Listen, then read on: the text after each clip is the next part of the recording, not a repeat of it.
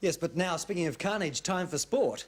And tonight we introduce our new sports reporter, former Australian welterweight champion, the Brownish Bomber, Milo Kerrigan. Milo, mate, thanks for joining us. Tell us, what happened in sport today? Thanks very much. Well, the lot of times they died with the kids and rockets and poison and stuff. The couple of times in Colorado.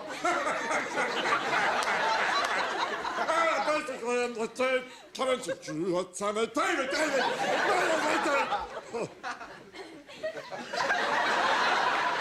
Molly! Back to you, Ian.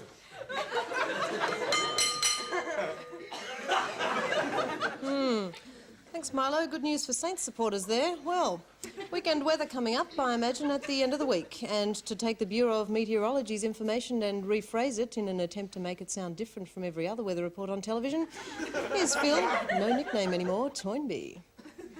Well, thanks, Ian.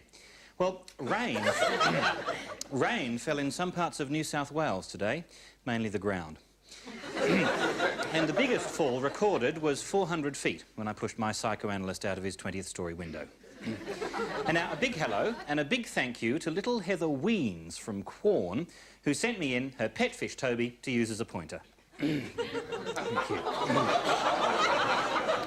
So, Adelaide was moist and 57. Brisbane was fish-stained and 95, while Perth and Sydney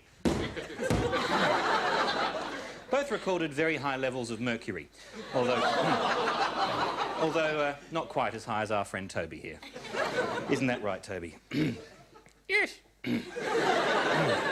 And finally, most of the capital cities can expect good weather this weekend, but don't forget your brolly, because it's still in the back of my car and I'm sick of having to drive it over to your house to drop it off. Well, back to you, Ian and Narelle.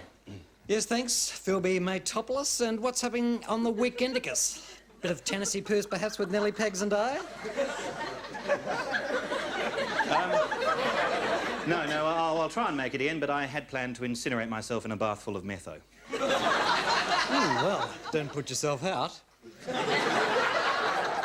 And Narelle, I hope to see you at the Glen Butcherley tennis courts this week for our network sausage sizzle and a bit of tennis as well-a-thon.